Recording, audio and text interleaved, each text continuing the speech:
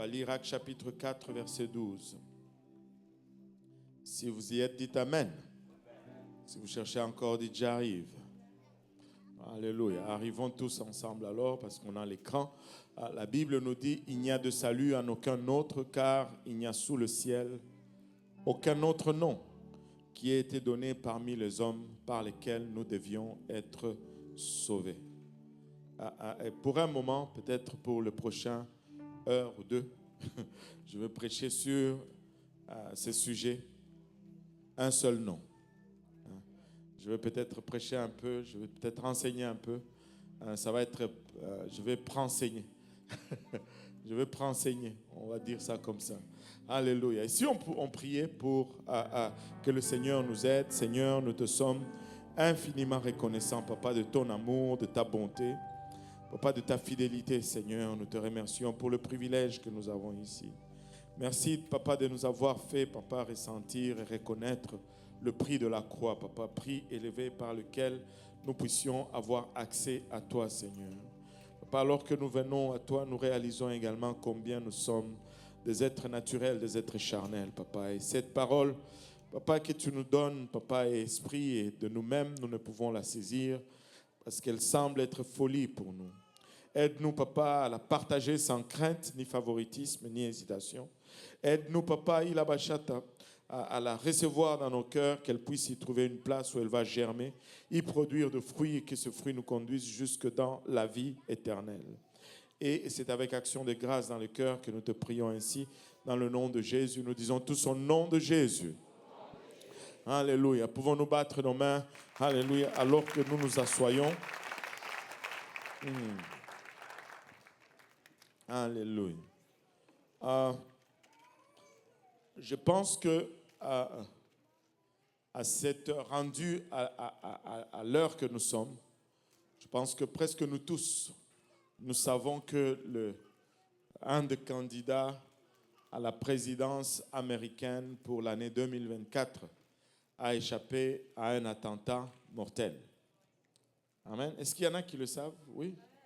Il y en a qui sont au courant qu'on a tiré sur le candidat à la présidence américaine, Donald Trump. Et je me suis quand même... j'ai commencé à réfléchir un peu. Je ne sais pas si vous êtes intéressé un peu, même un peu à la politique, ou si vous regardez un peu ce qui se passe dans le monde. Mais moi, je suis souvent très intéressé. Et des fois, je regarde des vidéos du président américain, toute l'apparatus qui est à développer et qui est mise en marche pour sa sécurité. Et le service secret qui le garde, tout un département de l'État pour la sécurité et la vie du président. Un homme qui a été président, il bénéficie du service secret pour le restant de toute sa vie. Ce sont des gens qui sont entraînés pour prendre une balle à ta place. Ils investissent énormément de l'argent dans la sécurité du président qui est supposé être l'homme le plus puissant de la terre. Mais aujourd'hui, une balle a sifflé dans son oreille et il a été atteint. Quel temps nous vivons? Nous vivons dans des temps très incertains. Nous vivons dans des temps très incertains. La guerre en Ukraine s'éternise.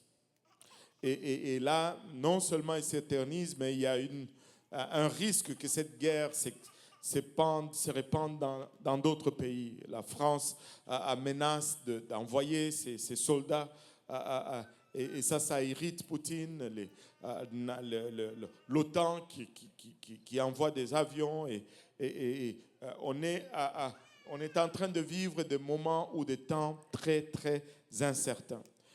Je ne sais pas qui a raison ou qui a tort. Vous avez peut-être une opinion politique et quelqu'un d'autre en a une autre. Mais il y a des guerres presque partout. Israël est en guerre contre la Palestine. La Chine menace de reconquérir ou de reprendre par force Taïwan. L'Iran a lancé toute une suite de missiles et de drones vers Israël dernièrement. Le Hezbollah libanais attaque l'Israël du nord et il y a des bruits de guerre partout en Afrique.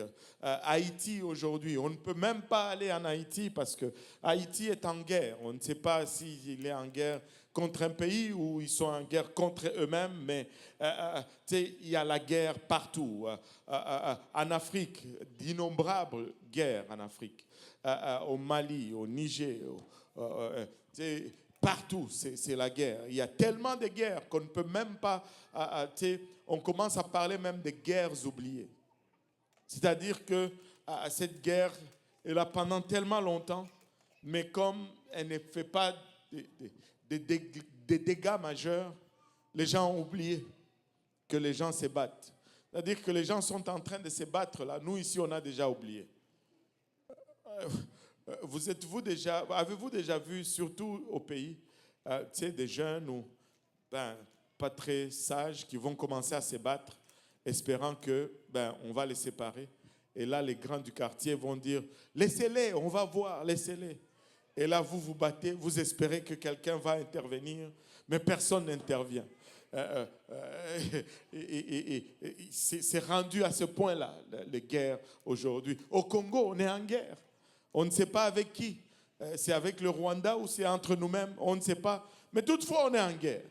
Et nous vivons des temps incertains aujourd'hui. Pourtant, les guerres actuelles sont le reflet de plus que ce que nous voyons. Tout ce que nous pouvons observer comme guerre aujourd'hui va bien au-delà des conflits qui sont décrits ou les conflits qui sont en jeu. Toutes les différentes guerres dont nous sommes témoins aujourd'hui ont toujours été et seront toujours entre deux puissances éternelles. Peu importe le côté que vous vous trouvez, que vous prenez pour Israël ou pour Palestine, ou que vous prenez ni pour l'un ni pour l'autre, ces conflits, tous ces conflits ont leur origine au-delà de ce que nous voyons. Toutes ces guerres ont leur origine dans cette lutte entre ces deux forces, entre Dieu et Satan. Et le conflit a commencé il y a des milliers d'années dans le ciel et ne se terminera que lorsque, alléluia, le temps lui-même cessera à la frontière de l'éternité. Lorsqu'on va être prêt à entrer dans l'éternité, c'est alors que tout ceci va cesser. Vous espérez qu'il y aura la paix. Laissez-moi vous dire, il n'y aura pas de paix. La Bible nous dit que alors qu'ils vont dire paix et sûreté, c'est alors qu'une soudaine destruction va le surprendre. Alléluia. Et vous pouvez tomber en dépression littéralement en pensant à toutes ces guerres. Vous pouvez devenir découragé, déprimé en pensant à tout ceci. Mais laissez-moi vous dire ceci. Vous pouvez relever votre tête parce que l'issue, alléluia, de cette guerre a déjà été déterminée. Et Dieu est l'ultime vainqueur. Au final, Dieu gagne. Alléluia. Au final, Dieu gagne la guerre. Alléluia. Et le seul choix qui nous reste, le seul choix personnel qui nous reste, c'est de choisir le camp. Ou bien nous allons être du côté du vainqueur, ou bien nous allons être dans le camp des vaincus. Alléluia. Mais choisissons d'être du côté de Dieu. Choisissons d'être du côté des vainqueurs. Alléluia. Allez-vous être prêt à servir Dieu pour être du côté du vainqueur? Et vous savez, vous allez être soit avec Dieu ou soit avec le diable. Il n'y a pas de terrain neutre. Alors que je prêchais à l'Est, m'est venue en tête cette vieille devinette qu'on nous posait. On nous disait, il y a un coq qui est dans cette zone neutre entre le Canada et les États-Unis. Il pond 5 œufs et là, il y a 5 poussins qui naissent. Et ces poussins, sont-ils canadiens ou américains? Oh boy, un silence total. Canadiens ou Américains? Bien sûr que vous êtes des Canadiens, tout le monde va dire Canadien. Alléluia. Il y en a qui me regardent avec un sourire. Vous n'osez pas me répondre?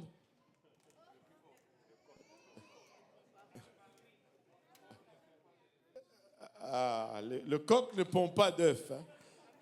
Il ne fallait pas dire trop fort. Il y en a qui disaient déjà, non, Canada, nous sommes pour Trudeau.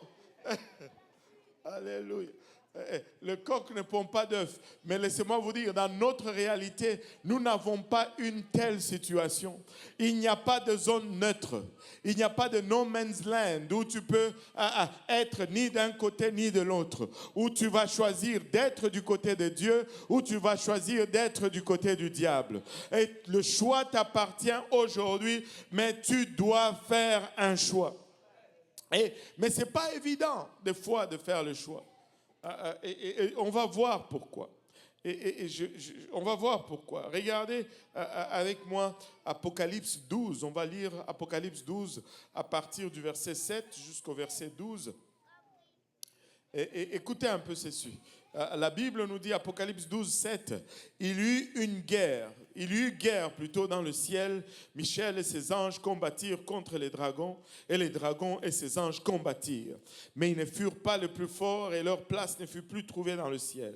Et il fut précipité le grand dragon, le serpent ancien, appelé le diable et Satan, celui qui séduit toute la terre. Et il fut précipité sur la terre, et ses anges furent précipités avec lui. Et j'entendis dans le ciel une voix forte qui disait, maintenant le salut est arrivé, et la puissance et le règne de notre Dieu, et l'autorité de son Christ, car il a été précipité, l'accusateur de nos frères, celui qui les accusait devant notre Dieu jour et nuit. Ils l'ont vaincu à cause du sang de l'agneau et à cause de la parole de leur témoignage, et ils n'ont pas aimé leur vie jusqu'à craindre la mort. C'est pourquoi réjouissez-vous, cieux, et vous qui habitez dans les cieux, malheur à la terre et à la mer, car le diable est descendu vers vous, animé d'une grande colère, sachant qu'il a peu de temps.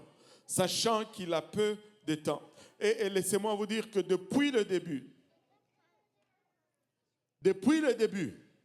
Satan sait qu'il finira par perdre cette guerre. Il sait que la défaite est à sa porte. Et que toute personne bien informée, toute personne qui suit un peu les choses, va refuser catégoriquement d'être à son service. Tu ne veux pas faire partir de l'équipe perdante. Amen. Alléluia. Vous savez pourquoi on ne veut pas suivre Satan? Parce que si on regarde, soyez attentifs à ce que le diable offre. Amen. Son royaume ne peut pas produire la vie. Son royaume produit la mort. Son royaume ne peut pas produire l'amour. Oh, son royaume peut produire le désir, mais il ne peut pas produire l'amour. Il produit la haine. Son royaume ne produit ni la joie, ni la paix. Alléluia. Il ne produit que la mort. Étant dans cette situation, la seule chose qui lui reste à faire, la seule tactique qui lui reste à faire, c'est de nous mentir. De prétendre que ce qu'il offre est bon et intéressant. C'est pourquoi il est le père de mensonges. Il va mentir pour essayer de te séduire. Parce que s'il te disait la vérité, tu ne vas pas l'accepter. Tu ne vas pas l'acheter. Et sa tactique, c'est la tromperie. Et quand il nous trompe et que nous achetons ces mensonges, mais des fois, en cours de route, nous nous réveillons. Nous disons, mais cette affaire ne fait pas de sens. Et là, lorsque nous nous réveillons, il n'a plus d'autre choix qui lui reste que de nous persécuter. C'est pourquoi il n'a que deux tactiques, le mensonge ou la persécution. Il va soit mentir ou soit te tourmenter. Et c'est ce qu'il fait pour garder les gens dans son camp. Il va raconter n'importe quel mensonge pour te garder dans son royaume. Et au moment où tu commences à te réveiller, bang, la persécution commence. Et il te fait la guerre. Maintenant, ce qui est triste, c'est que une de ces mensonges qui fonctionne très efficacement aujourd'hui, surtout dans notre société, c'est ce mensonge qui dit que lui-même, il n'existe pas. Il dit, coucou, je ne suis pas là. C'est comme quand tu vas pour collecter ton argent chez celui qui te doit. Tu cognes à la porte. Il dit, oui. Et tu dis, c'est moi. Il dit, je ne suis pas là. Ou cet enfant qui sort, qui dit, mon oncle m'a dit de te dire qu'il n'est pas là. Et là, tu sais qu'il est là. Mais le diable, son plus grand mensonge, c'est de nous faire croire qu'il n'existe pas.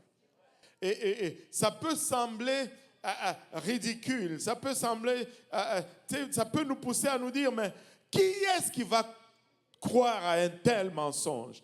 Mais laissez-moi vous dire, l'Amérique du Nord ou le monde aujourd'hui a acheté ce mensonge. Aujourd'hui, c'est plus de 60% dans la société normale. Aujourd'hui, c'est à peu près dans les 75% qui disent que le diable n'existe pas, mais c'est une invention pour nous garder sur le droit chemin et nous empêcher de faire ce qui est mal. Laissez-moi vous dire, alléluia, si tu es juste sérieux à vivre pour Dieu, si une fois tu ne connaissais pas Dieu et que tu t'es dit aujourd'hui je me répands et je commence à vivre pour Dieu, tu vas réaliser très vite que le diable est réel. Alléluia, et qu'il existe réellement. Que ce n'est pas juste un personnage imaginatif pour te garder sur une voie quelconque. Le diable est réel, aussi réel que le son de ma voix aujourd'hui. Alléluia. Les Nord-Américains ne croient plus dans un diable. C'est réel. Il y a eu des recherches qui ont été faites, mais ces recherches sont encore tristes parce que ça donne une image triste de nos croyances. Parmi les catholiques, juste ici en Amérique du Nord, 69% de catholiques ne croient plus dans un diable réel. Imagine un peu, tu vas à l'église, tu pries, mais tu ne crois pas que le diable est un personnage réel, est une entité réelle, qu'il existe. 69% de catholiques et 65% de protestants pensent que la notion de Satan n'est qu'un symbole de mal, que le diable lui-même n'existe pas. Et tu vois beaucoup de jeunes aujourd'hui embrasser tout ce qui est symbolisme. Et quand tu leur parles, ils vont te dire que c'est juste rien. Et ils ont des têtes, des squelettes de morts avec les os. Et ils portent ça. Il y a des gens qui vont porter la croix à l'envers. Il y en a qui vont s'adonner avec l'étoile de Baphomet. Il y en a qui utilisent l'œil... Qui voit tout là, l'œil maçonnique, et c'est tout des symbolismes sataniques, mais on est arrivé à cette place où les gens sont tellement convaincus que ces choses n'ont rien que ils les portent ouvertement. Parce que c'est juste un style. Amen. Mais tout nouveau converti apostolique qui a décidé de servir Dieu et d'abandonner le péché, il va te confirmer que le diable existe. Alléluia. Et que de temps en temps, il passe le visiter chez eux, même s'il n'est pas invité. Quand nous regardons dans l'Ancien Testament, il n'y a pas de cas vraiment qui nous est décrit de possession démoniaque dans l'Ancien Testament. Il n'y a pas de cas non plus de démons qui sont chassés dans l'Ancien Testament. Même quand on parle de Saül, le roi d'Israël, il était tourmenté par des mauvais esprits. Mais la Bible ne nous dit pas que il était possédé par les démons. Les démons n'habitaient pas en lui. Mais quand on entre dans le Nouveau Testament, subitement, on voit cette description de possession démoniaque, c'est-à-dire des gens qui sont littéralement possédés par des démons. Mais pourquoi cela? Probablement, c'est parce que cette guerre qui avait une autre fois entre Dieu, qui se déroulait entre Dieu et le diable, ou ce conflit spirituel, quand Dieu s'est incarné, ce conflit spirituel est descendu pour se faire ici sur terre, maintenant parmi nous. Nous sommes engagés maintenant dans cette guerre. Satan est un maître menteur. Satan est maître dans l'art de la contrefaçon. Satan se spécialise dans le faux. Et Satan est un fausseur. Il est un vrai pirate. Il pirate tout. Il fait tout en contrefaçon.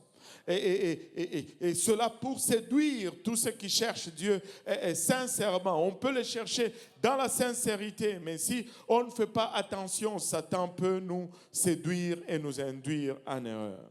Il est maître dans la contrefaçon. Regardez, Satan peut avoir une synagogue. Il a une synagogue, imaginez-vous un peu. Apocalypse 2:9, je connais ta tribulation et ta pauvreté, bien que tu sois riche, et les calomnies de la part de ceux qui se disent juifs et ne le sont pas, mais qui sont une synagogue de Satan. Waouh! Toi, tu te dis, je vais à la synagogue, mais tu te retrouves chez Satan. Quelle déception! Satan peut avoir un siège même dans l'église, d'où il peut travailler. Un des messages que j'ai entendu qui m'a touché le plus, c'était qui m'a marqué pour le restant de ma vie. J'étais à la conférence du Canada, la conférence de l'Église pentecôtiste unie du Canada qui s'était déroulée à Fredericton il y a des années. Et je suis allé pour la première fois à cette conférence. Et un des messages qui était prêché par un jeune disait, le titre du message c'était « And the devil went to church ». Et le diable alla à l'église. Et laissez-moi vous dire, le diable vient à l'église. Il vient à l'église deux fois. Regardez ce que nous dit Apocalypse 2:13. Je sais où tu demeures. Je sais que là est le trône de Satan. Tu retiens mon nom. Tu n'as pas renié ma foi. Même au jour d'Antipas, mon témoin fidèle, qui a été mis à mort chez vous, là où Satan a sa demeure. Alléluia. Satan peut nous induire en erreur. Il est fort en contrefaçon. Il est fort en piratage. Il séduit le monde entier. Le livre d'Apocalypse nous dit dans Apocalypse 12:9, il utilise des pécheurs pour prophétiser, pour chasser les démons, pour faire des œuvres merveilleuses. Il utilise au fait des gens qui pensent servir Dieu. Mais parce qu'ils ne sont pas dans la vérité, ils sont pécheurs. Matthieu 7, 22, 23. Matthieu 7, 22, 23. Que nous dit Matthieu 7, 22, 23? Il nous dit, plusieurs me diront à ce jour-là, Seigneur, Seigneur, n'avons-nous pas prophétisé par ton nom? N'avons-nous pas chassé des démons par ton nom? Et n'avons-nous pas fait beaucoup de miracles par ton nom? Alléluia. Et il dit, alors je leur dirai ouvertement, je ne vous ai jamais connus. Retirez-vous de moi, vous qui commettez l'iniquité. Ils étaient juste des iniques, des faiseurs de péché. Mais ils faisaient des prodiges et des miracles. C'est pourquoi un chrétien ne se base jamais sur ça pour déterminer si il est dans la vérité ou pas. Jamais. Alléluia. Si tu suis juste les miracles, je te dis, tu es en route pour la plus grande déception de ta vie. Suis la parole.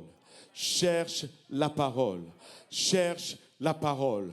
Dieu va donner les miracles, mais les miracles vont s'aligner avec la parole. Cherche la parole, cherche le message. À un moment où j'étais dans un moment de confusion, dans un moment difficile, parce que tu connais, tu vis la pression. Vous savez, servir Dieu, il y a la pression là-dedans. Et là, tu commences à te demander, mais Seigneur, comment vais-je faire pour voir la différence? Pour voir, où est-ce que tu es, où est-ce que tu n'es pas? C'était une période particulière de ma vie où j'ai crié à Dieu et il m'a dit le message. C'est tout ce que Dieu m'a dit, le message, le message. J'ai dit, mais comment vais-je faire la différence entre le miracle du diable et le miracle que tu fais? Il m'a dit le message, le message. Et j'ai dit, mais qu'est-ce qu'il y a? Le message, mais quel message? Il m'a renvoyé dans Moïse. Dans Exode, Moïse avec Pharaon, Moïse jette le bâton et le bâton devient un serpent.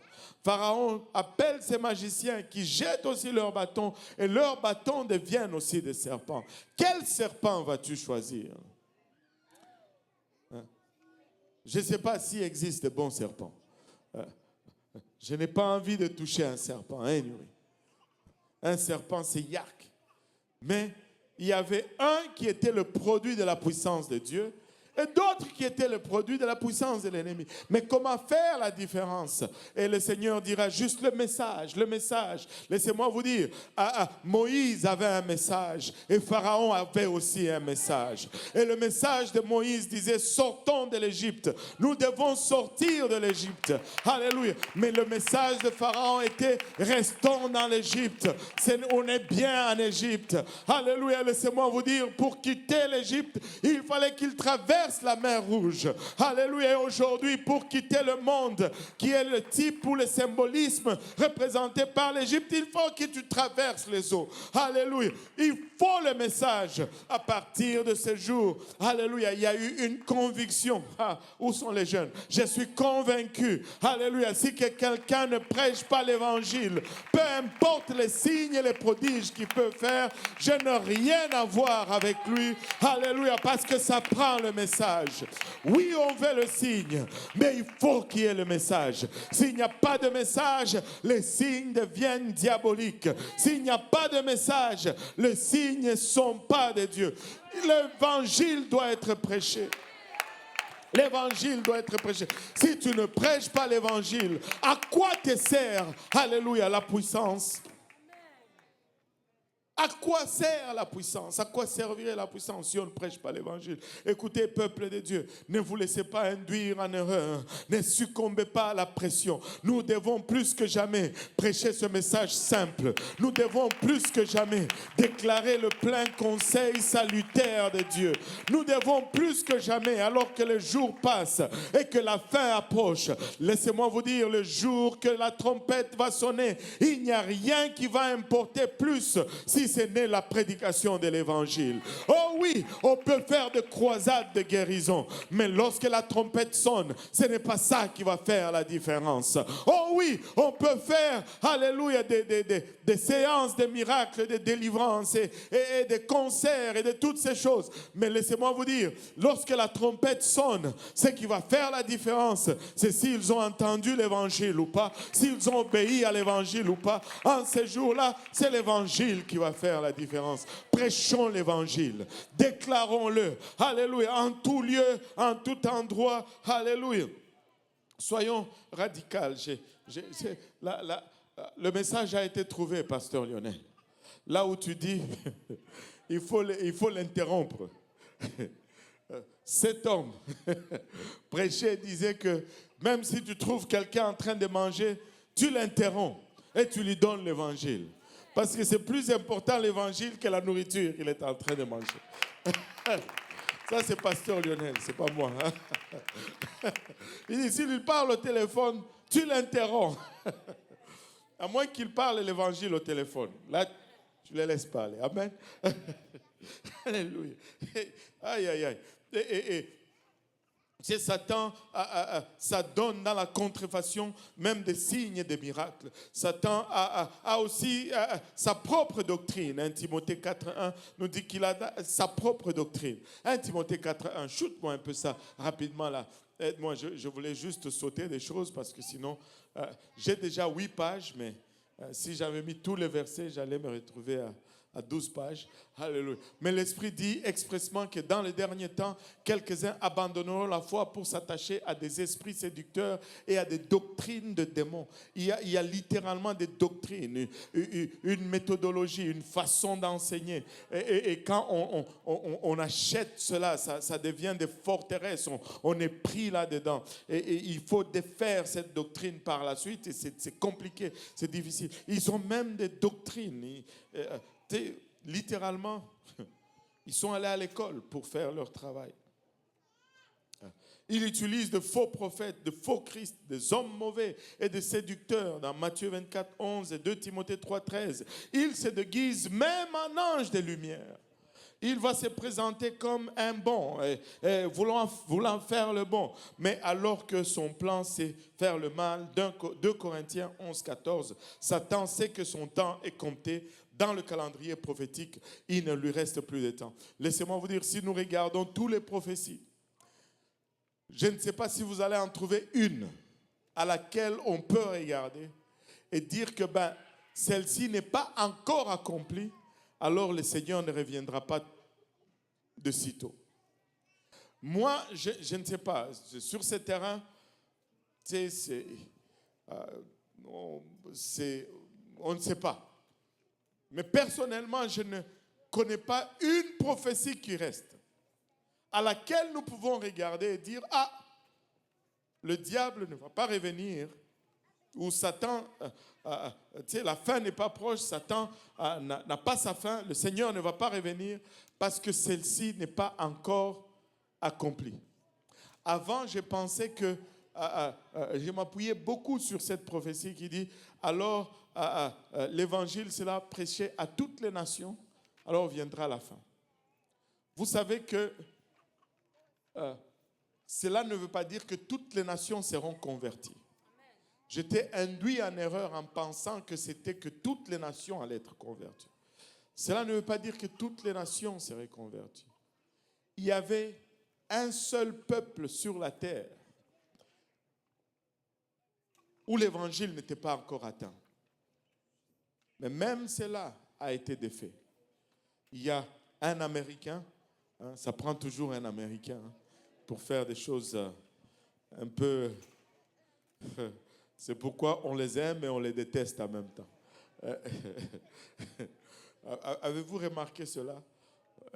On va détester les Américains. Mais au fond, on veut ce qu'ils ont. Je me rappelle, ma fille, elle travaillait comme à Air Canada à l'époque. Et là, elle avait une amie qui travaillait avec elle comme agent d'aéroport, là. Et puis, dans la conversation, son ami lui dit, les Américains, je ne les aime pas, ils ne sont pas bons, ils sont comme ci, ils sont comme ça, ils sont comme ci, ils sont comme ça. Et là, ma fille, elle est aussi américaine. Elle a dit qu'elle n'a rien dit, elle a juste gardé silence. Et puis après, peut-être 1 heure ou 2 heures après, demain, est-ce que tu rentres demain? Elle dit non, je ne rentre pas demain parce que je dois aller à l'ambassade américaine ou au consulat américain plutôt pour faire mon passeport. Oh, tu as la citoyenneté américaine, chanceuse, de la même bouche. De la même bouche. Il faut faire attention avec ces affaires-là. Amen. Dieu dit qu'il faut aimer tout le monde. Amen. Et la dernière fois que j'ai vérifié, les Américains sont sur le monde aussi, ils sont sur la terre. Donc on doit les aimer aussi. Amen. Alléluia. Il y a un Américain qui, toujours il est allé sur cette île, je ne me rappelle plus le nom de cette île, mais le peuple qui habite cette île, on les appelle les sentinelles. Il est allé là-bas pour leur prêcher l'évangile. Il est allé la prêcher, on l'a tué, mais ils ne peuvent plus dire qu'il n'y a personne qui est allé prêcher l'évangile là-bas. Laissez-moi vous dire, si c'est à celle-là que vous vous accrochez, vous pouvez la barrer de votre liste aussi. Donnez-moi une nation dans laquelle l'évangile n'a pas été prêché. Je ne sais pas. Je ne sais pas. Amen. Et donc, le temps sont proches. Satan sait que la fin est proche. Et dans le calendrier, son temps est écoulé. Et c'est pourquoi sa dernière, il est en train d'essayer de faire une dernière tentative. Mais cette dernière tentative est la plus grande. Il met tout dans le paquet. Amen. Et c'est la plus grande de toutes les tromperies. Elle est globale, elle englobe tout le monde et elle englobe tous les éléments précités en avant. Elle est identifiée dans les Écritures comme cette religion mondiale unique. La religion qui va régner dans le monde, la seule religion qui va être permise dans le monde. Et vous savez, quand nous regardons les dirigeants religieux aujourd'hui, leur discours n'est plus aussi strict que c'était dans le passé. Ils sont très prônes à faire des compromis pour faire des alliances ou ou même pas pour faire des alliances, juste pour ne pas paraître méchants. Parce qu'aujourd'hui, nous vivons sous la pression de la tolérance. La tolérance, c'est cette nouvelle vertu où on doit accepter tout le monde, sauf les chrétiens, les vrais chrétiens, en fait. Et vous savez quoi? Laissez-moi vous dire. La vérité est plus importante que la tolérance. La vérité est plus importante que l'association. La vérité est plus importante qu'une quelconque soi-disant communion. Vous savez, nous pouvons être tolérants comme nous voulons, mais si nous n'avons pas la vérité, nous n'allons pas aller au ciel. Nous pouvons être autant unis que nous voulons, mais si nous n'avons pas la vérité, nous n'allons pas aller au ciel. Nous pouvons être autant conciliants que nous voulons, mais si nous n'avons pas l'évangile, si nous n'avons pas cette vérité, nous n'allons pas aller au ciel. Allez. Alléluia. Mais nous voulons aller au ciel. Aujourd'hui, plusieurs chefs de religion s'engagent dans des discours compromettants dans le but de la tolérance ou sous la pression de la tolérance. Je peux vous citer des exemples dans les deux sens. Mais au centre de ce mouvement, nous trouvons l'Église catholique et tous les autres mouvements qui gravitent autour. Et de l'autre côté, nous avons l'islam et toutes les autres groupuscules. Du côté de ceux qui se disaient évangéliques ou protestants, leurs chefs ont commencé à déclarer que le pape était la plus haute sommité religieuse qui a en révérence le nom de Jésus. Waouh! Waouh! Et de l'autre côté, tu vois les chefs religieux catholiques qui prétendent que les autres mouvements comme l'hindouisme, le vaudou ont aussi de la vertu en eux et qu'ils recherchent Dieu, qu'éventuellement un jour nous allons nous retrouver tous ensemble, alléluia, auprès du Seigneur Jésus-Christ. Laissez-moi vous dire ceci. Il n'y a personne qui aime la malhonnêteté. Amen. Est-ce qu'il y a quelqu'un qui aime la malhonnêteté ici? Non, je ne pense pas. L'honnêteté est une vertu que nous apprécions tous. Mais des fois, nous cédons à cette malhonnêteté intellectuelle. Je ne peux pas dire que je prends 2 verres d'eau. Dans un verre, j'ajoute du sucre à cette eau. Et dans l'autre verre, j'ajoute du sel dans cette eau. Et puis, venir devant vous et vous faire croire que si tu goûtes aux 2 verres, ça va goûter pareil. Vous allez me dire, mais non, ça ne fait pas de sens.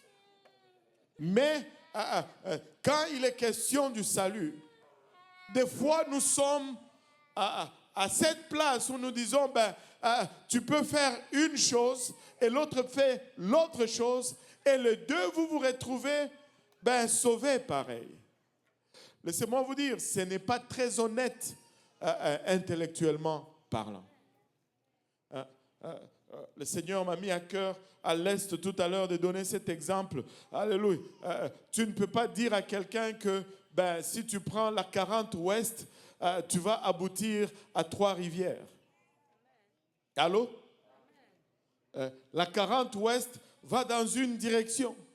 Mais comme vous êtes toujours très intelligent, je vous connais, vous allez me dire, mais non, mais je peux prendre la 40 ouest, et puis je prends la 15, et puis je prends la 640, et puis je retombe sur la 40. Mais tu dois retomber sur la 40 est si tu veux aller à Trois-Rivières. Laisse-moi te dire, si tu persévères sur la 40 est, ou plutôt 40 ouest, tu vas te retrouver à Vancouver au lieu de te retrouver à Trois-Rivières. Mais c'est fou que je te dise, tu peux prendre cette direction, mais tu vas te retrouver à la même destination. Ce n'est pas vrai, c'est un mensonge. Ou tout au moins, c'est une malhonnêteté intellectuelle. Il n'y a pas deux voies pour être sauvé, il n'y a pas trois voies pour être sauvé, il n'y a pas quatre voies pour être sauvé. Et je suis là pour vous présenter, alléluia, le seul nom qui procure le salut, et c'est le nom de Jésus. Il n'y a pas un autre nom qui va produire le salut dans la vie de qui que ce soit. Il n'y a de salut en aucun autre, car il n'y a au ciel, alléluia, il n'y a sous le ciel aucun autre nom qui ait été donné parmi les hommes par lesquels nous devions être sauvés. Alléluia. Le nom de Confucius ne sauve pas, le nom de Mahomet ne sauve pas, le nom de Bouddha ne sauve pas, le nom d'Allah ne sauve pas. Seul le nom de Jésus-Christ sauve. Alléluia. C'est pourquoi ils sont tellement acharnés contre le nom de Jésus-Christ. Mais laissez-moi présenter à cette belle congrégation aujourd'hui. C'est le seul nom qui sauve. Il n'y en a pas d'autre. Il n'y a pas d'autre nom qui sauve. Il n'y a pas d'autre nom qui sauve si ce n'est le nom de Jésus-Christ.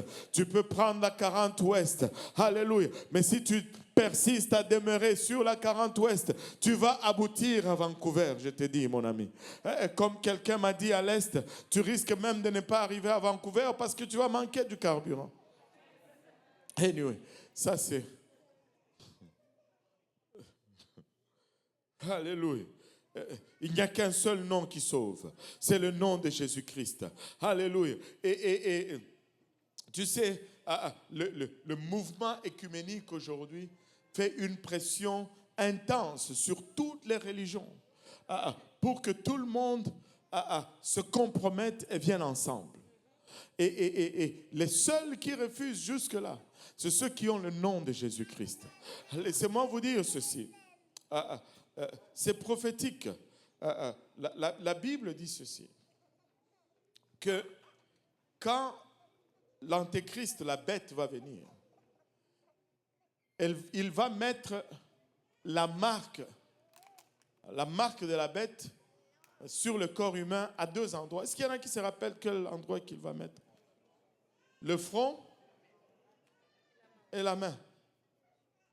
Laissez-moi vous dire, allez lire Deutéronome 6, 4 à 9. Il dit, écoute Israël, l'Éternel notre Dieu est le seul éternel. L'Éternel notre Dieu est le seul éternel. Tu aimeras l'Éternel ton Dieu de tout ton cœur, de toute ton âme, de toute ta force. Et ces commandements que je te donne aujourd'hui seront dans ton cœur. Alléluia.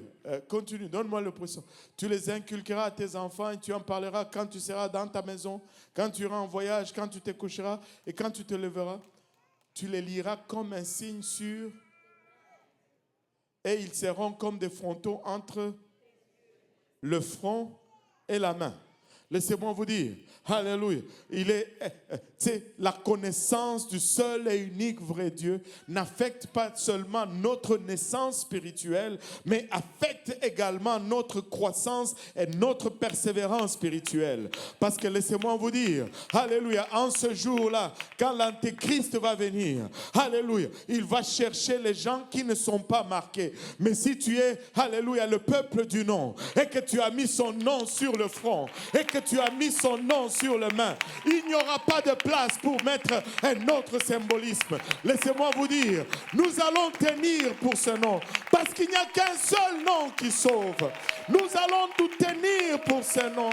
Parce qu'il n'y a qu'un seul nom qui sauve. Il n'y en a pas deux, il n'y en a pas trois. Seul le nom de Jésus sauve. Et vous pouvez, dans le monde d'aujourd'hui, vous pouvez prêcher tout ce que vous voulez, mais ne prêchez pas le nom de Jésus. Vous allez être la cible, alléluia, et du monde séculier et du monde religieux. Vous pouvez prêcher tout ce que vous voulez, mais ne prêchez pas Jésus. Vous allez être, alléluia, la cible de tout ceux qui sont... Il y a un enfant, asseyez-vous, il y a un enfant ici dans la congrégation qui aime tellement Jésus. Il a pourquoi 5 ans, 4 ans, 5 ans. Il aime tellement Jésus. Il va à la garderie. Et quand il va à la garderie, il parle de Jésus.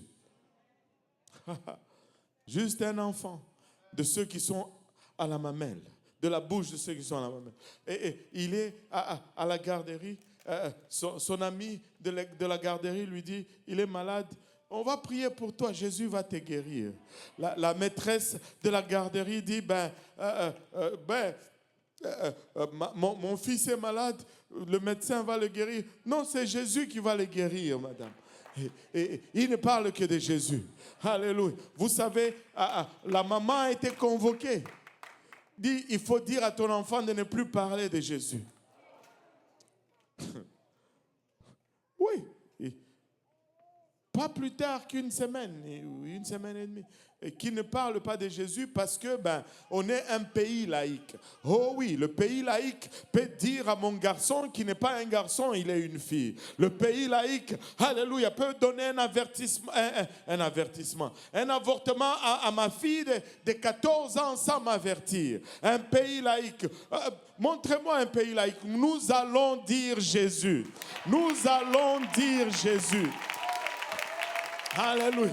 Quand nous payons les taxes, on ne regarde pas si nous sommes religieux ou si nous sommes laïcs. Alléluia. Nos taxes n'ont pas d'étiquette. Il n'y a pas de taxes laïques, il n'y a pas de taxes religieuses. Si les laïcs vont avoir leur place, nous aussi les religieux, nous allons avoir notre place. Nous allons dire Jésus dans nos écoles, nous allons dire Jésus dans nos lieux de travail, nous allons dire Jésus dans nos quartiers, dans nos bus. Alléluia. Nous allons le dire. Il n'y a qu'un seul nom qui sauve. Il n'y a qu'un seul nom qui sauve. Alléluia. Alléluia. Essayez d'imaginer un peu Moïse. Les dirigeants d'aujourd'hui. Il y en a un qui était à la télé. On lui demande est-ce qu'un musulman ou un juif peut aller au ciel? Question difficile. Amen. Qu'allez-vous répondre? Est-ce qu'un musulman va aller au ciel? Ou un juif va aller au ciel? Vous savez, il a cédé à la pression. Il a dit que les musulmans, ils aiment Jésus. Ils l'appellent prophète. Et les Juifs, il dit, ils ont l'esprit de Jésus. Donc, ils vont aller aussi au ciel. C'est faux. Ça, c'est comment on appelle ça? C'est cette malhonnêteté intellectuelle. Maintenant, je sais que vous me regardez, vous me dites, mais pasteur, comment tu vas répondre? Tu ne vas pas quand même dire qu'ils vont au ciel. Premièrement, je veux qu'une chose soit claire. Ce n'est pas ce que moi j'ai dit qui te met en enfer ou qui te met au ciel. Et ce n'est pas ce que tu dis qui va mettre quiconque en enfer ou au ciel. Et permettez-moi d'ajouter une autre chose. Même Nous tous qui venons ici à l'église pentecôtiste unie, certains d'entre nous peuvent aller en enfer. Allô? Donc, le point n'est pas là. Mais il faut juste refuser cette intimidation et dire la vérité. Il dit, ce n'est pas moi qui te mets en enfer, alléluia, mais si tu veux aller au ciel, si tu veux éviter l'enfer, il n'y a que Jésus-Christ qui peut te permettre de l'éviter. Maintenant, la façon de l'éviter, c'est que tu obéis à son évangile. Il est mort pour toi, il est enseveli pour toi, il a été ressuscité pour toi. Mais si tu ne fais pas ça, c'est toi-même qui choisis d'aller en enfer. Ne mets pas la pression sur toi. Qui a ouvert la porte du ciel à quelqu'un ici? Allô? Mais de là à compromettre ce que la Bible dit, ça c'est un problème. Là tu te responsabilises. Là tu mets du sang sur tes mains. Laissez-moi vous dire, alléluia, cette trompette doit sonner toujours clair. Cette trompette doit être toujours distincte. Il faut que les gens sachent quand c'est la guerre et quand c'est la paix. Il faut que les gens sachent quand c'est bon et quand c'est pas bon. Il faut que les gens sachent quand on va au ciel et quand on va en enfer, afin qu'ils puissent faire une décision éclairée. Nous ne pouvons pas dire c'est correct quand ce n'est pas correct. Nous allons porter le sang de ces gens sur nos mains. Nous ne pouvons pas approuver ce qui n'est pas approuvable. Alléluia. Nous allons nous tenir avec force et déclarer qu'il n'y a qu'un seul chemin qui mène au ciel. Et ce chemin, c'est Jésus-Christ. Il n'y en a pas d'autre. Alléluia. Sommes-nous parfaits? Oh non, que nous ne sommes pas parfaits. Nous avons nous-mêmes, alléluia, nos propres luttes et nos propres défauts. Et nous prions et nous prions. Et nous voulons que vous priez aussi pour nous, afin que nous puissions y arriver. Mais nous savons que c'est par ces chemins uniquement que nous pouvons y arriver. Il n'y en a pas deux, il n'y en a pas trois. Le chemin, c'est Jésus-Christ. C'est le seul nom. Regarde ton voisin, dis-lui, c'est le seul nom. Alléluia. C'est le seul nom. C'est le seul nom. Alléluia. La question au centre de toutes ces guerres, la question au centre de toute cette manigance, c'est le nom de Jésus-Christ. Alléluia. Toutes les religions du monde sont prêtes à admettre que Jésus-Christ était un bon enseignant. Toutes les religions du monde sont prêtes à admettre, même ceux qui ne sont pas religieux, que Jésus-Christ était un prophète. Tous, alléluia, sont prêts à accepter que Jésus-Christ était un homme exceptionnel. Mais, alléluia, ce n'est pas ce que Jésus a dit qu'il était. Amen. De nombreuses dénominations chrétiennes aujourd'hui vont enseigner que Jésus était le Fils de Dieu, une partie de Dieu, ou un Dieu subordonné, ou un membre de la Sainte Trinité. Mais laissez-moi vous dire, ce n'est pas ce qu'il a dit qu'il était. Lui, il a dit qu'il était le Tout-Puissant.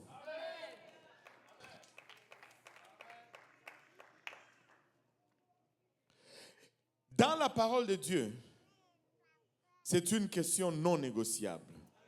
Et dans le salut, c'est une question également non négociable. On ne peut pas faire de compromis là-dessus.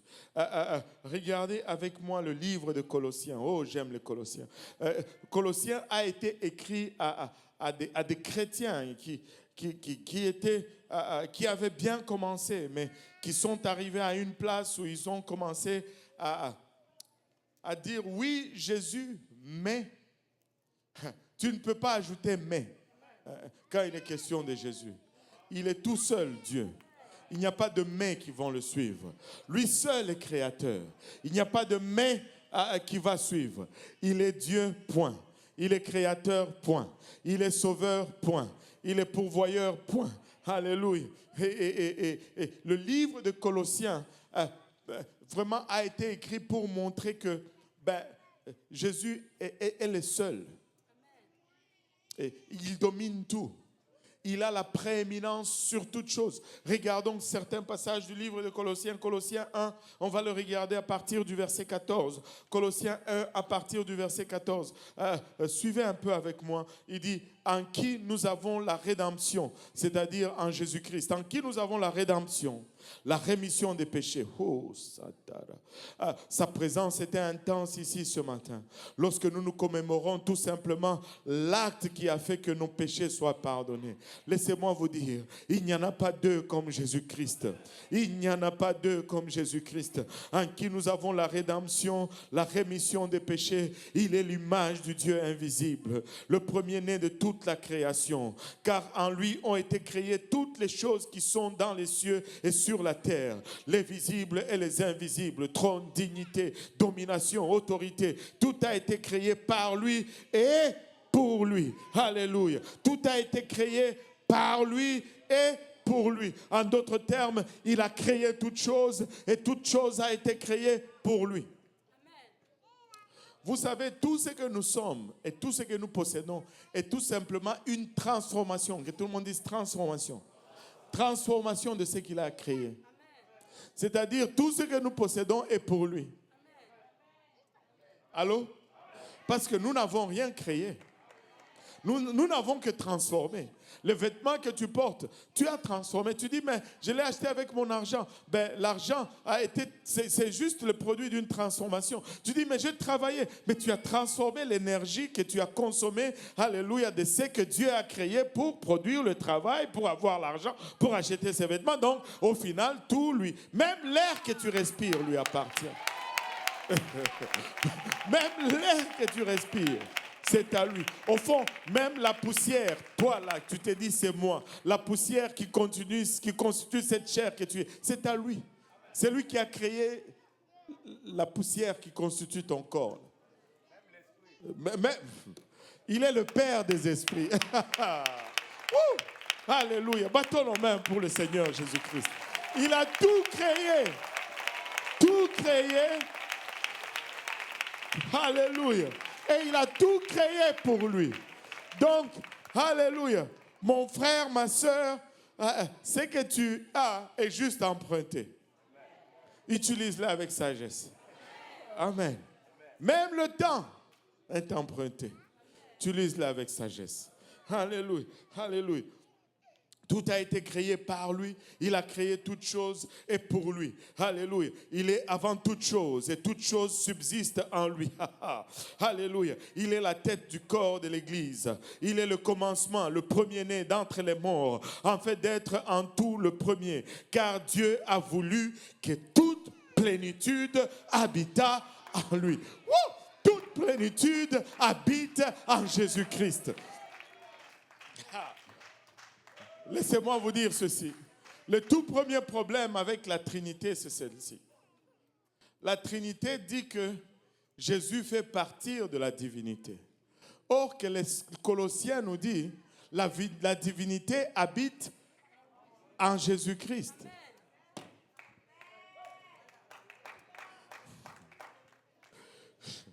Toute plénitude habita en lui. Laisse-moi vous dire ceci. Si tu cherches un aspect quelconque de Dieu, ça se trouve en Jésus-Christ. Si c'est la provision que tu cherches, c'est en Jésus-Christ ça se trouve. Si c'est la guérison, c'est en Jésus-Christ. Si c'est la délivrance, c'est en Jésus-Christ. Si c'est la prospérité, c'est en Jésus-Christ. Si c'est la vie éternelle, c'est en Jésus-Christ. C'est pourquoi, pour avoir quoi que ce soit, il faut que tu le fasses au nom de Jésus-Christ. Oh Jésus, regardez dans le 2e chapitre, alléluia, de Colossiens, le verset 9, il dit, car en lui habite corporellement toute la plénitude de la divinité. Oh, j'aime ce verset. Ça fait longtemps que je l'ai cité. Ah, j'aime ce verset. Alléluia. Je dis toujours que c'est le verset de l'unicité exposant 3, à la puissance 3. Tu vois, quand on était à l'école, on pouvait faire 2 exposant 2. Mais quand ça devenait exposant 3, ça devenait un peu plus difficile. Amen. Alléluia. Mais c'est unicité à la racine cube. Alléluia. Regardez ceci. Il dit, car en lui habite corporellement toute la plénitude de la divinité. Il aurait pu juste dire, car en lui habite corporellement la divinité. Et ça allait être suffisant. Parce que quand on dit divinité, on prend tous les attributs, tous les caractères de Dieu, on les englobe et c'est ce qu'on appelle la divinité. Amen. Il aurait pu juste dire que toute la plénitude de la divinité habite en lui. Non, qu'est-ce que j'ai dit? Il aurait dit tout simplement car à lui habite corporellement la divinité. Mais avant la divinité, il a ajouté plénitude. Ça fait comme une répétition. Plénitude veut dire l'entièreté de ce qu'il y a. Amen. Plénitude, ça veut dire l'entièreté de ce qu'il y a. Si tu prends la plénitude de quelque chose, ben, il ne reste plus rien de cette chose. Amen. Et là, il dit, il aurait pu dire, car en lui habite corporellement la plénitude de la divinité. Et ça allait être l'unicité au carré, mais ça allait déjà être plus que suffisant. Mais il ne dit pas, car en lui habite corporellement la plénitude de la divinité. Il ajoute tout au début. Et tout, ça veut dire tout. Comme le bishop Kuhn nous l'avait tellement bien expliqué, tout inclut tout et tout n'exclut rien. Quand tu dis tu as tout et il n'y a plus rien qui reste. Si tu as mangé tout le riz collé, ben, il n'y a plus de riz collé qui reste. Allô? Tout, ça veut dire il n'y a plus. Et rien à côté, c'est tout. Et il dit, tout ce qu'il y a de Dieu est en Jésus-Christ. Tout. Maintenant, lisons-le en utilisant les définitions des mots. Car en lui habite corporellement tout ce qu'il y a, de tout ce qu'il y a, de tout ce qu'il y a de caractère de Dieu. Donc, en d'autres termes, il n'y a rien que tu cherches de Dieu que tu vas trouver ailleurs si ce n'est en Jésus-Christ. Tu ne vas pas le trouver en Bouddha, tu ne vas pas le trouver en Mahomet, tu ne vas pas le trouver dans la scientologie, tu ne vas pas le trouver nulle part si ce n'est en Jésus-Christ. C'est pourquoi il peut compléter avec le verset 10 en disant, Alléluia, que vous avez tout. Alléluia, pleinement en lui, qui est le chef de toute domination et de toute autorité. Nous avons tout en Jésus-Christ. Christ est prééminent. Christ domine tout. Christ, regardez, si pour les apôtres, Christ était tout. Pour nous, Christ doit être tout parce que la Bible nous dit en lui, il n'y a aucun nombre de variations. Il ne change pas. Il est le même hier, aujourd'hui et éternellement. S'il était tout hier, il est tout aujourd'hui et il sera tout demain.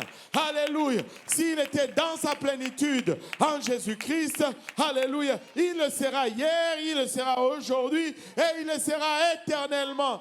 Jésus est la seule voie du salut. Alléluia.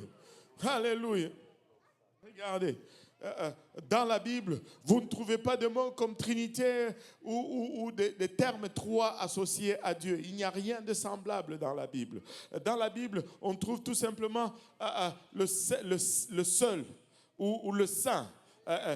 Le seul ou le saint ou l'unique. Il n'y a pas de terme qui va dans le sens de trois ou quoi que ce soit. Regardez ceci.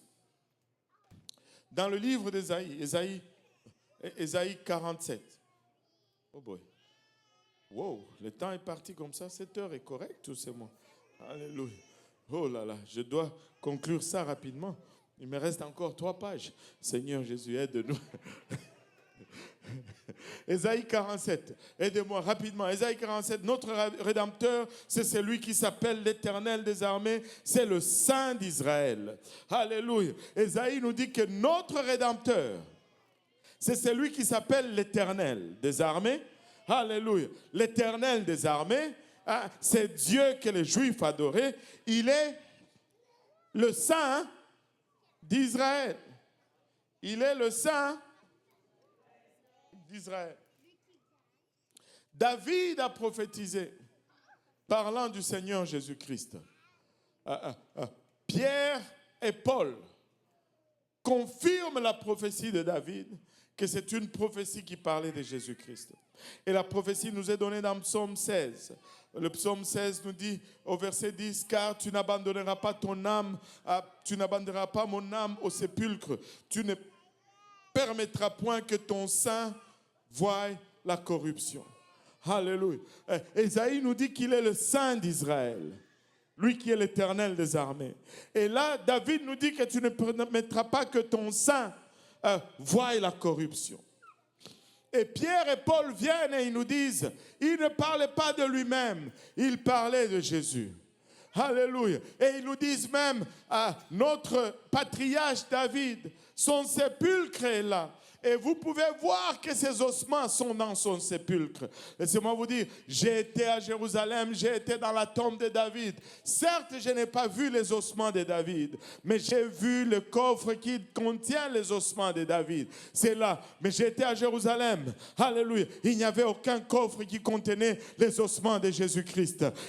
La tombe était vide. Alléluia. Il n'y avait pas d'urne, il n'y avait pas de coffre. Alléluia, la tombe était vide parce que celui dont David parlait était celui-là qui 3 jours après est ressuscité de mort.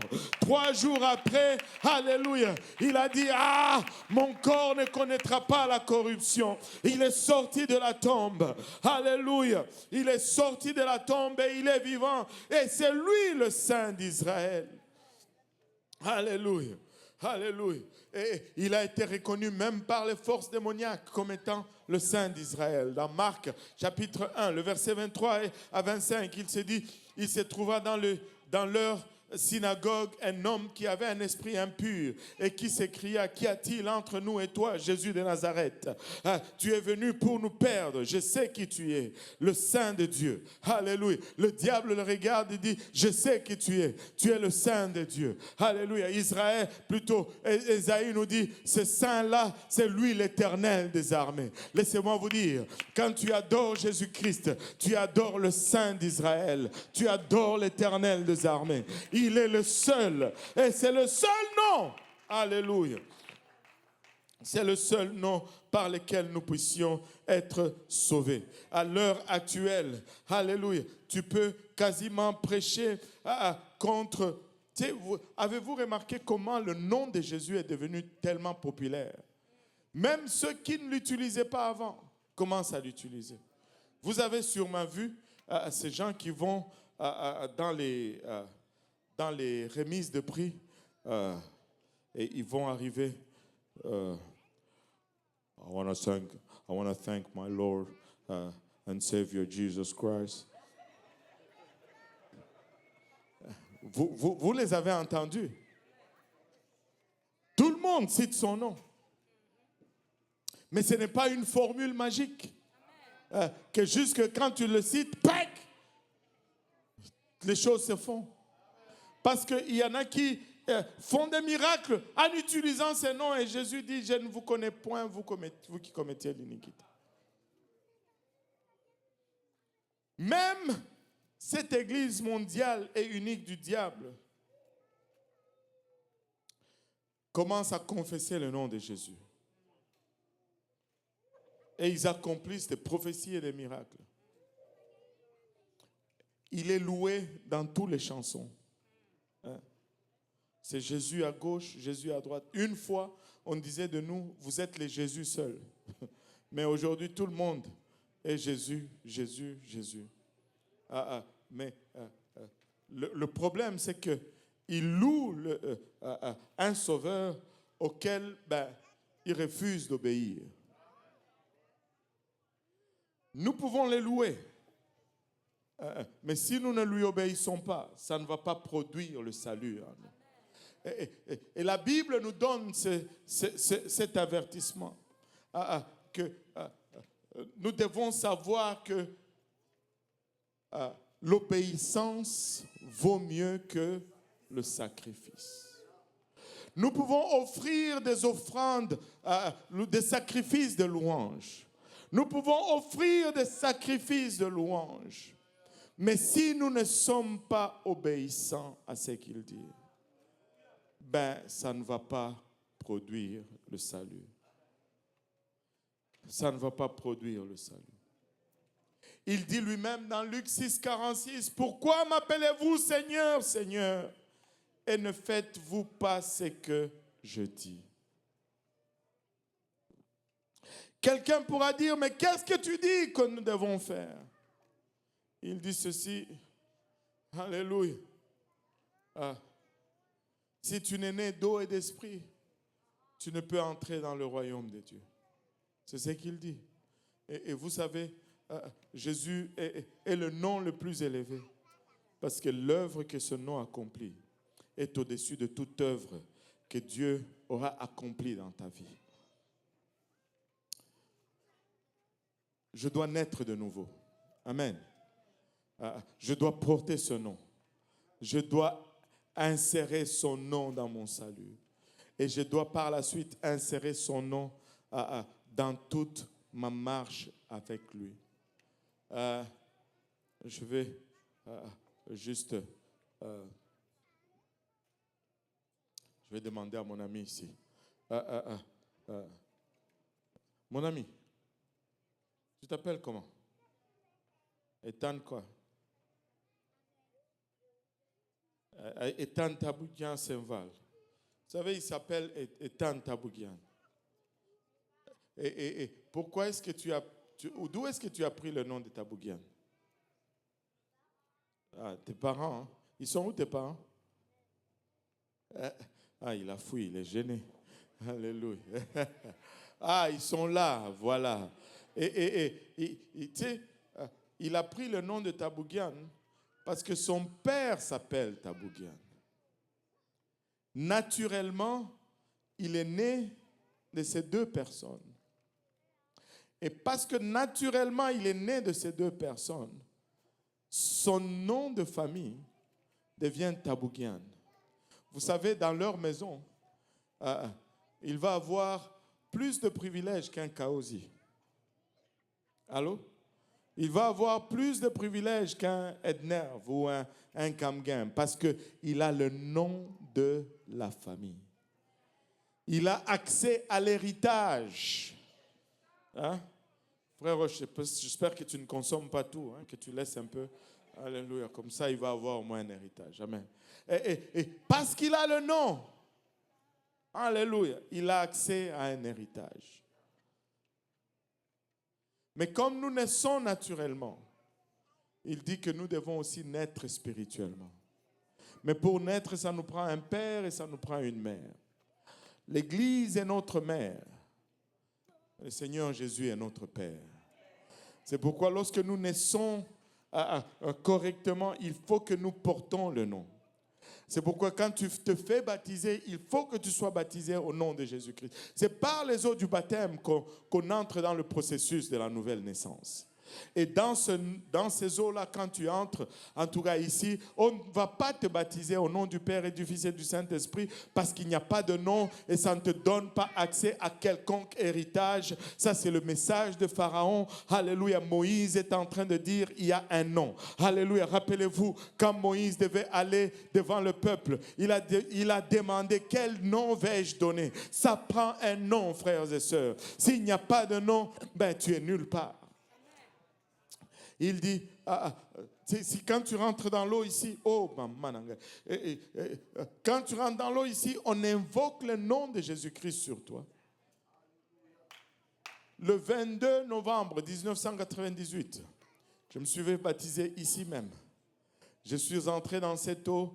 Dieu donnait Kaosi. Frère Pierre, je suis ressorti, j'ai donné Kaosi Jésus. Alléluia, parce que j'ai été enseveli au nom de Jésus-Christ. Alléluia. Et ce nom doit être attaché à toi et ça te donne accès à un héritage. Alléluia, laisse-moi te dire, il y a un héritage associé au nom de Jésus. Il y a un héritage de délivrance. Il y a un héritage de restauration. Il y a un héritage, de compassion. Laisse-moi te dire, ultimement, il y a un héritage de la vie éternelle. Et c'est la seule façon de l'avoir. Si on se levait tous ensemble, alléluia, je ne veux pas louer un Dieu à qui je n'obéis pas. Et son nom, c'est Jésus. Pensez-vous que c'est une coïncidence que lorsque dans le monde aujourd'hui, on veut jurer où on veut prononcer un juron, on utilise toujours le nom de Jésus. Écoutez, si tu respectes et que tu honores son nom, tu ne veux pas le prononcer juste inutilement comme ça. Amen. Alléluia. On utilise ce nom parce qu'il y a un effet, il y a une puissance en arrière. S'il n'y avait rien, on n'allait pas l'utiliser. On allait utiliser Trudeau ou Jean-Jacques, mais on utilise le nom du Seigneur parce qu'il y a quelque chose là-dedans. Et si tu es là aujourd'hui que tu n'as pas encore porté le seul nom qui sauve, tu peux le porter aujourd'hui. Et je pense que ça serait approprié. On a encore 8 minutes. Si on peut venir à l'avant, les hommes à ma gauche, les dames à ma droite. On va parler au Seigneur pour un moment dans ces temps où le diable déploie toutes ses ruses, qu'il nous donne la sagesse, alléluia, de ne pas succomber à ses ruses. Mais lorsqu'il déploie l'arsenal, alléluia, de la persécution, qu'il nous donne la force de tenir, même face à cette persécution, de résister, comme la Bible nous dit, jusqu'au sang. Alléluia, jusqu'au sang. Et si tu n'as pas encore revêtu le nom de Jésus-Christ, nous avons l'eau, nous avons des vêtements de rechange, nous avons des serviettes, ça ne prend que ton obéissance. Les hommes à ma gauche, les dames à ma droite, et nous allons aller vers le Seigneur. Alléluia. Nous allons lui parler pour un moment. Aramaya kitaraya ota. Oh Jésus, c'est le seul nom qui sauve. Je dois revêtir le nom de Jésus. C'est le seul nom, Hilabashata, qui sauve. C'est le seul nom, Hilabashata, qui sauve. Alléluia. Orokatamanaya itaraba oloboyosan. Kiramaya itaraba oloboyosataraba keleyamasa. Orimaya kitaraya etaraba oloboyosan. Oromaya itaraba oloboyosanda. Élevons nos voix et parlons au Seigneur pour un moment. Si vous êtes là et que vous n'avez pas encore reçu son esprit, vous pouvez le recevoir aujourd'hui. Alléluia. Car il déclare dans sa parole qu'il est le chemin, la vérité et la vie. Et nul ne vient au Père si ce n'est par lui. Et tu peux t'approcher de son trône aujourd'hui avec assurance. Tu peux t'approcher de son trône aujourd'hui avec assurance. Hiramaya kitaraya ota. Alléluia, alléluia, alléluia. Élève ta voix et parle à ton Dieu aujourd'hui. Lève ta voix et parle à ton Dieu aujourd'hui, Saint de Dieu. Il y a des gens autour de vous qui recherchent Dieu.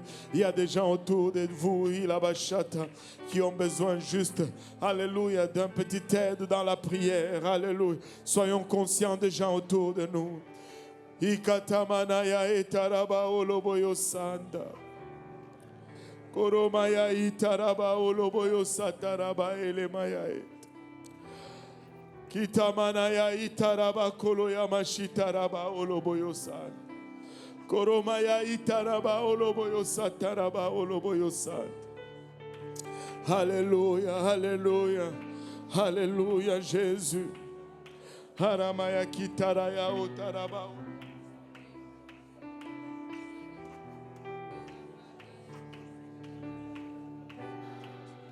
Alléluia.